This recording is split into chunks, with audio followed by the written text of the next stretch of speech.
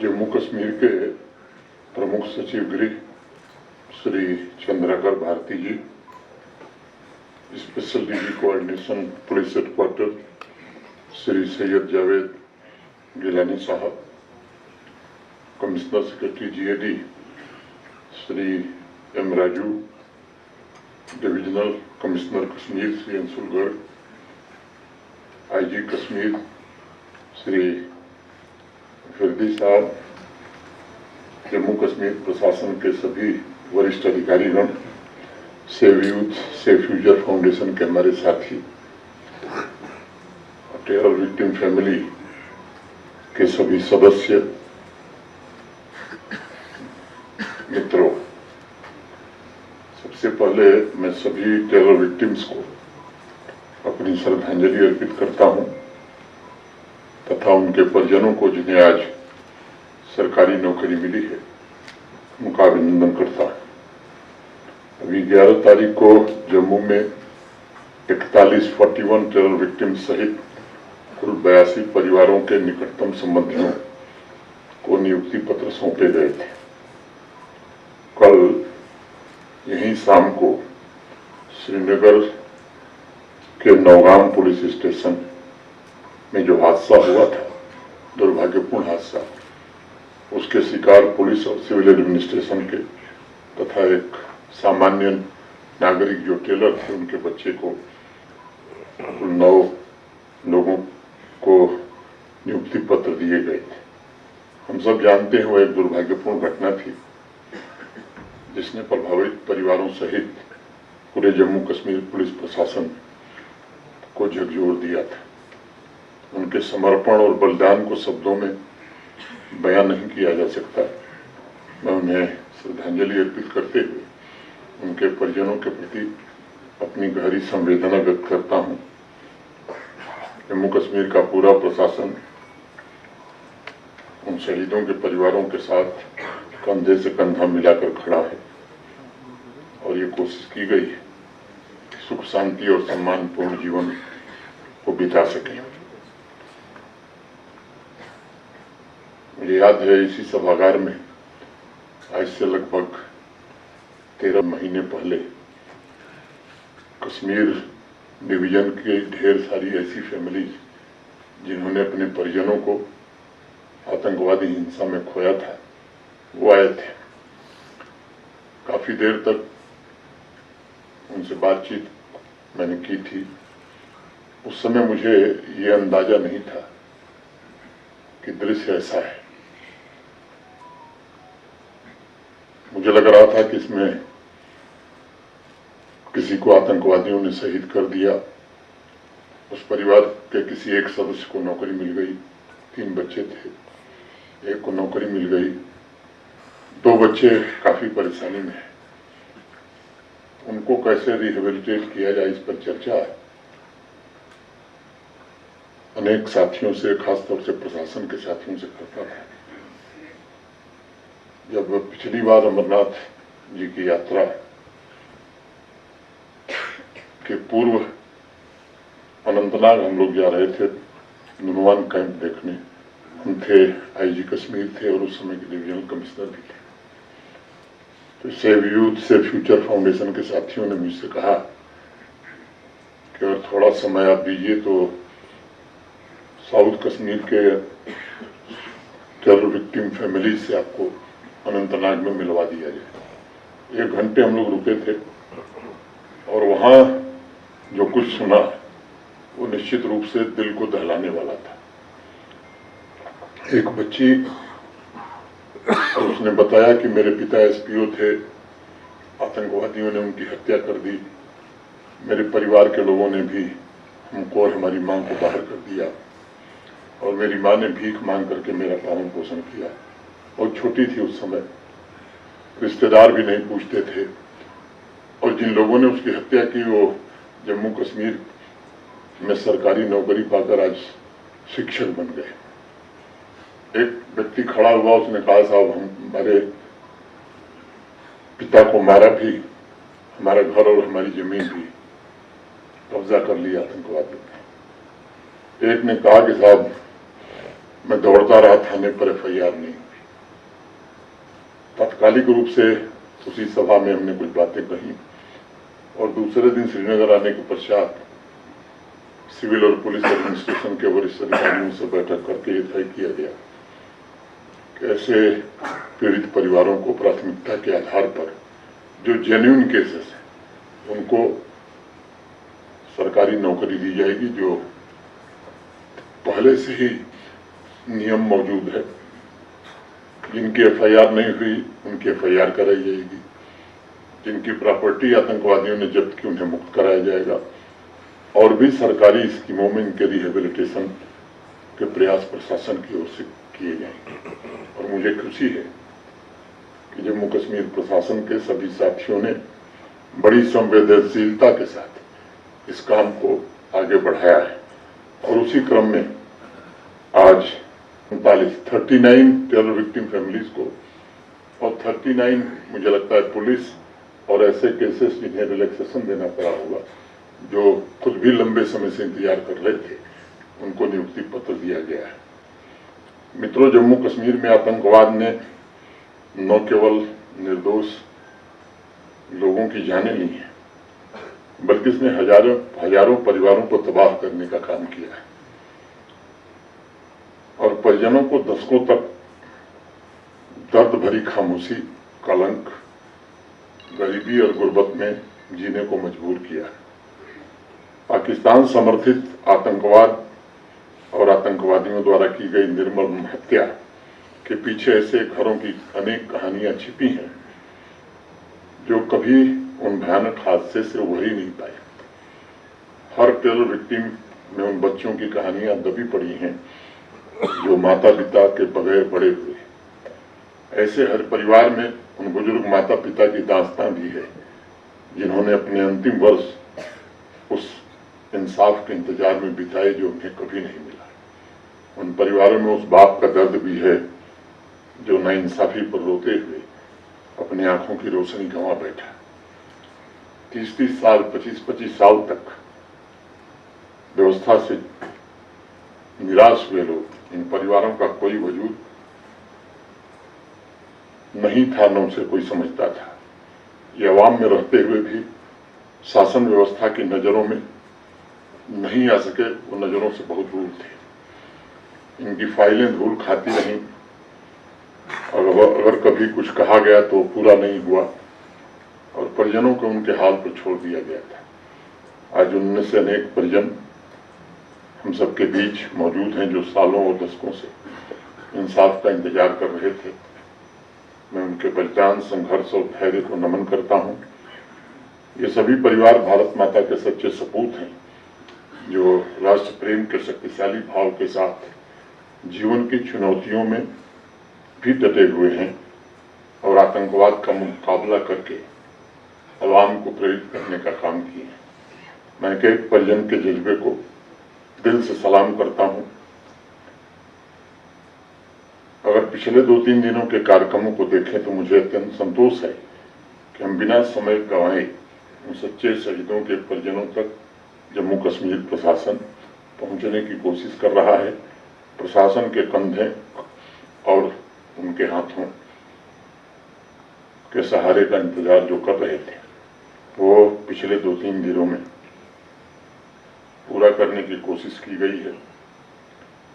जैसा मैंने बताया कि पहला नियुक्ति पत्र 13 जुलाई 2025 को बारामूला में दिया गया था। आतंकवाद के शिकार सच्चे शहीदों को इंसाफ दिलाने का ये उनके परिजनों के प्रति हमारे प्रशासन के दायित्व, संकल्प और कल्याण की प्रतिबद्धता का प्रतीक है। ऐसे परिवार जिन्हें आवाम के स्मृतियों से, सोसाइटी की मेमोरी से भुला दिया गया था, उन्हें दोबारा जीवित करने की कोशिश हुई है और आवाम के हर एक वर्ग को यह संदेश देने का प्रयास हुआ है कि जिन निर्दोष और मासूम नागरिकों का पाकिस्तान और उसके टेरर इकोसिस्टम ने कत्ल किया, उन्हें जम्मू कश्मीर का प्रशासन भूला नहीं है। उन्हें निश्चित रूप से रिहेबिलिटेट किया जाएगा। पिछले 2-3 दशकों से सैकड़ों ऐसे परिवार थे जिनके एकमात्र कमाई करने वाले सदस्य या उनके घर के सबसे प्रिय सदस्य की पाकिस्तान समर्थित आतंकवादियों द्वारा हत्या कर दी गई थी। उन्हें कभी भी सेंस ऑफ क्लोजर मिला ही नहीं। आतंकवादियों द्वारा कश्मीर घाटी के ऐसे परिवारों को दिए गए जख्म बड़े गहरे थे। समय बीतता रहा, लेकिन ऐसे परिवारों को निष्कर्ष की अनुभूति नहीं हुई और न ही उन्हें कभी सुकून मिला। जैसा मैंने पहले बताया, उनकी व्यथा सुनने के बाद ये संकल्प था कि अब किसी भी परिवार को लंबे समय तक इंतजार नहीं करना पड़ेगा। हमारे प्रशासन के साथियों और आवाम के लोगों के मन में भी कभी कभी प्रश्न उठता था कि इतना बड़ा प्रशासनिक हमला होने के बावजूद, प्रशासनिक तंत्र के हर गांव में मौजूद रहने के बावजूद कैसे आतंक से पीड़ित सैकड़ों परिवार हाशिए पर जीवन गुजारने के लिए मजबूर थे। जम्मू कश्मीर में पिछले 3 दशक से भी ज्यादा समय से ऐसा क्या चल रहा था कि पाकिस्तानी आतंकियों के गोली के शिकार मासूम परिवार लाचारी का जीवन बिताने के लिए मजबूर थे और टेरर इकोसिस्टम से जुड़े हुए लोग बिना किसी बाधा, बिना किसी अवरोध के स्टेट द्वारा दी जा रही सभी सुविधाओं का लाभ उठा रहे थे। मैं समझता हूं कि आज यहाँ जितनी भी टेरर विक्टिम फैमिलीज मौजूद हैं, उनके मन में भी ये जरूर सवाल उठता होगा कि कैसे आतंकवादियों और उनके सपोर्टिव इकोसिस्टम से जुड़े लोगों को सरकारी नौकरी तो मिल जाती थी, लेकिन जो उसके असली हकदार थे उन्हें दर दर की ठोकरें खाने के लिए मजबूर रहना पड़ता था।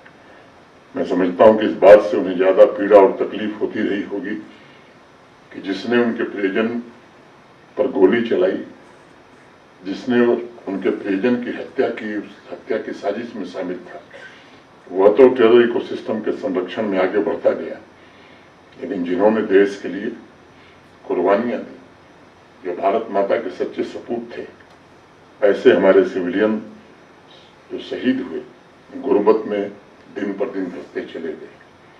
मैंने जम्मू और कश्मीर संभाग के लगभग सभी जिलों के अनेक टेरर विक्टिम फैमिलीज से बात की है, मिला हूं, और हर चर्चा में बात सामने आई है कि टेरर इकोसिस्टम का प्रभाव और टेरर इकोसिस्टम का खौफ इतना जबरदस्त था, इतना ज्यादा था कि शासन की प्रबंधकारी व्यवस्था में टेरर इकोसिस्टम का पेनिट्रेशन भी इतना गहरा था कि जो लोग पाकिस्तान समर्थित आतंकवादियों द्वारा बेरहमी से कत्ल कर दिए जाते थे, उनके हक में न तो हाथ उठते थे, न आवाज उठती थी, न कलम चलती थी।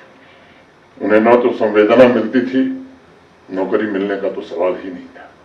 मुझे अनेक परिवारों ने बताया कि अक्सर उनके केसेस में इन्वेस्टिगेशन भी नहीं होता था। टेरर इकोसिस्टम के भय के कारण वो डर से कह भी नहीं पाते थे। उनके परिवारों पर क्या गुजरी होगी हम सब सोच सकते हैं। कुछ परिवार अगर बहुत भाग्यशाली थे तो उन्हें थोड़ा बहुत आर्थिक मुआवजा मिल गया। मैं समझता हूं कि जम्मू कश्मीर में ये एक अजीब सा पैराडॉक्स, विरोधाभास चला है कि एक तरफ पाकिस्तानी आतंकवादी हमारे नागरिकों का लहू बहाते थे, तो दूसरी तरफ शहीद निर्दोष नागरिकों के, उनके परिवारों को उसके बाद प्रताड़ित भी किया जाता था। मैंने कश्मीर घाटी के कार्यक्रम में आतंकवाद के शिकार परिजनों से मुलाकात के दौरान ये बात कही थी कि टेरर इकोसिस्टम का प्रभाव पूरी व्यवस्था पर इतना गहरा था कि आतंकवादियों की मौत पर तो जुलूस निकलता था, आतंकियों की कब्र पर बड़ी बड़ी हस्तियां जाकर आंसू बहाने का काम करती थीं, लेकिन जिन निर्दोष जम्मू कश्मीर के नागरिकों को बिना वजह मौत के घाट उतार दिया जाता था, उनका दुख दर्द बांटने कोई आगे नहीं आता था। आज भी कई लोग ऐसे हैं जो आतंकवाद से जुड़े लोगों के लिए, OGWs के लिए, उनके हक में बोलते हैं। यहाँ मौजूद असली शहीदों के बारे में उनके बयान हमने नहीं देखे, आपने भी शायद नहीं देखे होंगे। मुझे लगता है किसी भी आवाम में इससे बड़ी नाइंसाफी क्या हो सकती है। अनंतनाग की रहने वाली पाकीजा रियाज के पिता रियाज अहमद मीर को 1999 में 1999 में पाकिस्तान समर्थित आतंकवादियों ने टार्चर करके गोली मार के मौत के घाट उतार दिया। पूरा घर रियाज अहमद मीर की कमाई पर निर्भर था। उनकी मौत के पश्चात बिना किसी सरकारी सहायता के 2 वक्त की रोटी भी मुश्किल हो गई थी। मां की दूसरी शादी के पश्चात छोटी सी बच्ची पाकीजा को बुजुर्ग दादा दादी ने मुश्किलों से पाला। न सिर्फ उसका बचपन पिता के साय से महरूम था, बल्कि उन्हें बड़े होते हुए जो सहयोग सपोर्ट मिलना चाहिए था वह भी नहीं मिला। आज पाकीजा को सरकारी नौकरी का जो नियुक्ति पत्र मिला है वो 26 साल बाद उसके जीवन के काले अध्याय को समाप्त करने वाला पत्र है। लगभग 19 साल पहले पूरी बारामूला के अल्ताफ हुसैन जो बीएसएफ की 173वीं बटालियन में थे, वो आतंकवादियों से मुठभेड़ के दौरान वीर गति को प्राप्त हो गए। उनके शहीद होने के पश्चात उनका आश्रित कौन है? दौड़ते दौड़ते उनके परिजनों के पैर थक गए। जम्मू कश्मीर प्रशासन का कोई अधिकारी उनका आश्रित कौन है ये सर्टिफिकेट नहीं दे सका। 2 बच्चे और बेटियां, उन्होंने बड़ी तकलीफ झेली, तमाम मुश्किलात का सामना किया। आज उनके बेटे इश्तियाक अहमद को भी सरकारी नौकरी दी गई है और शहीद अल्ताफ के परिवार का लंबा इंतजार अब खत्म हुआ है। 4 फरवरी सन 2000 के दिन काजी कुंड के रहने वाले दिलावर गनई और उनके बेटे फयाज गनई दोनों को पाकिस्तान समर्थित आतंकवादियों ने गोलियों से भून दिया। फयाज की छोटी बच्ची फौजी जान एक पल में अपने दादा और पिता दोनों को खो दिया था। 2 पीढ़ियां एक झटके में समाप्त हो गई। पूरा परिवार 25 साल से भय, सन्नाटे और शोक में जी रहा था। 25 साल के बाद दिलावर गनई और फयाज गनई के परिवार को आज न्याय मिला है। हैदरपुरा श्रीनगर के रहने वाले अब्दुल रशीद गनई की नवंबर 2000 में आतंकवादियों ने निर्मम हत्या कर दी। 25 वर्षों से उनका परिवार इंसाफ का इंतजार कर रहा था। आज आपने देखा है उनकी बेटी साइस्ता को सरकारी नौकरी मिली है। उसका जीवन, मैं समझता हूँ, उसके जीवन में एक नई सुबह आई है। 30 साल पहले श्रीनगर के ही रहने वाले अब्दुल अजीज दर पाकिस्तान समर्थित आतंकवादियों ने हत्या कर दी। 30 साल से उनका परिवार इंसाफ के लिए दर दर भटक रहा था। उन्होंने मुझे कहा कि कोई ऐसा दरवाजा नहीं है जहां हमने 2 बार या 3 बार दस्तक नहीं दी। लंबे धैर्य के इंतजार के पश्चात उस परिवार को भी आज समाधान मिला है। आज इस मिट्टी के अनेक शूरवीरों को भी इंसाफ मिला है, जिन्होंने वर्दी पहनकर राष्ट्र की सेवा में अपने जीवन का सर्वोच्च बलिदान दिया है। कुछ ऐसे मामले भी हैं जो 30-31 साल पुराने थे। इन सभी मामलों में जो बात सबसे अधिक चुभती है वो यह है कि अधिकतर मामलों में दशकों तक पूरी शासन व्यवस्था ने इन परिवारों के प्रति न संवेदनशीलता दिखाई, न गंभीरता दिखाई, न कोई सहानुभूति दिखाई जिसके वो वाजिब हकदार थे। अनंतनाग का एक ऐसा मामला सामने आया है जिसमें टेरर इकोसिस्टम का एक ऐसा व्यक्ति जो एक निर्दोष देशवासी की हत्या में शामिल था, उसे बकायदा सरकारी नौकरी दे दी गई। नौकरी करके वो रिटायर हो गया। टेरर विक्टिम फैमिली अभी तक सहानुभूति के 2 शब्द भी नहीं पा सकी। न्याय की बात तो छोड़ दीजिए, उसका तो इंतजार करते करते उनकी आंखें पथरा गई थी। उस केस की भी जांच शुरू हुई है और उस परिवार को भी जल्दी न्याय मिलेगा। मैं मानता हूं कि पिछले 5-6 वर्षों में माननीय प्रधानमंत्री जी के कारण जो व्यवस्था बदली है उसमें इन परिवारों को नया साहस और आत्मविश्वास मिला है। बहुत सारे लोग आगे आ रहे हैं, अपनी बातें, अपना दर्द बयां कर रहे हैं और प्रशासन, खासतौर से पुलिस प्रशासन के हमारे साथी भी उनकी बातों को गंभीरता से सुन करके कार्रवाई कर रहे हैं। अब शासन व्यवस्था उन लोगों को चिन्हित कर रही है जो टेरर इकोसिस्टम के हिस्सा थे, जिन्होंने आतंकवादियों के साथ मिलकर इन परिवारों पर जुल्म ढाए थे। और मैं आज कहना चाहता हूं कि उन्हें किसी हाल में बख्शा नहीं जाएगा। उनके द्वारा चलाए जा रहे इकोसिस्टम के बचे खुचे अवशेषों को भी पूरी तरह से समाप्त करना, एक यही लक्ष्य जम्मू कश्मीर प्रशासन का बच गया है। और मैं जिम्मेदारी से कहना चाहता हूं कि अब आपका संघर्ष समाप्त हुआ है। अब आपके जीवन के लिए हर एक व्यवस्था सुनिश्चित करने की जिम्मेदारी हमारी है, जम्मू कश्मीर प्रशासन की है। हर टेरर विक्टिम फैमिली के दरवाजे तक इंसाफ पहुंचेगा। पिछले 4 वर्षों में 85 से ज्यादा ऐसे लोगों को चिन्हित करके जो आतंकवाद से जुड़े हुए थे और सरकारी नौकरी में थे, उन्हें नौकरी से निकाला गया है। ये अनवरत चलने वाली प्रक्रिया है, क्योंकि कानूनी प्रक्रिया को आप सब जानते हैं और वो चलती रहेगी। अनेक इंस्टीट्यूशंस में टेरर इकोसिस्टम ने गहरी पकड़ बना रखी थी और आज मैं इस सभागार में कहना चाहता हूं, जीरो टॉलरेंस टू टेररिज्म की नीति पर चलते हुए सभी गवर्नमेंट इंस्टीट्यूशंस टेरर इकोसिस्टम से जुड़े एक एक तत्व को चुन चुन करके बाहर करना, ये प्राथमिक दायित्व है, प्राथमिक जिम्मेदारी है। टेरर इकोसिस्टम के ऐसे तत्व जिन्होंने निर्दोष नागरिकों और भारत मां के सच्चे सपूतों के खिलाफ एक फेक और गलत नैरेटिव चला रखा था, उनके खिलाफ भी विधि सम्मत कार्रवाई प्रारंभ हो गई। हमने आतंकवाद और उसके सपोर्ट सिस्टम को पूरी तरह से समाप्त करने का ये दृढ़ संकल्प लिया है और साथ ही यह भी सुनिश्चित किया जा रहा है कि पाकिस्तानी आतंकवादियों की गोली के शिकार असली शहीदों को सम्मान मिले, उनके परिजन फक्र से, गर्व से सर उठाकर आवाम में चल सकें। मैं फिर से आपको भरोसा देना चाहता हूं कि नौकरी के अलावा टेरर विक्टिम फैमिलीज को स्वरोजगार जैसा भी डिविजनल कमिश्नर श्रीनगर ने बताया भी, और जम्मू कश्मीर सरकार और भारत सरकार की अन्य योजनाओं का लाभ आपको दिया जाएगा। उनकी जमीन या घर पर कब्जे हैं तो वो निश्चित रूप से मुक्त कराए जाएंगे। जिन मामलों में FIR में हुई है, IG कश्मीर साहब ने ऑलरेडी एक नंबर जारी किया है। मैं फिर से आग्रह करना चाहता हूं कि आप उनको अप्रोच करिए। उन मामलों में FIR भी होगी, जांच भी होगी और प्रभावी कार्रवाई भी होगी। सभी टेरर विक्टिम फैमिलीज के साथ संबंधित जिले के डिप्टी कमिश्नर्स और SSPs ये भी दिन रात खड़े हैं और मैं कहना चाहता हूं कि अब आपके साथ किसी प्रकार की नाइंसाफी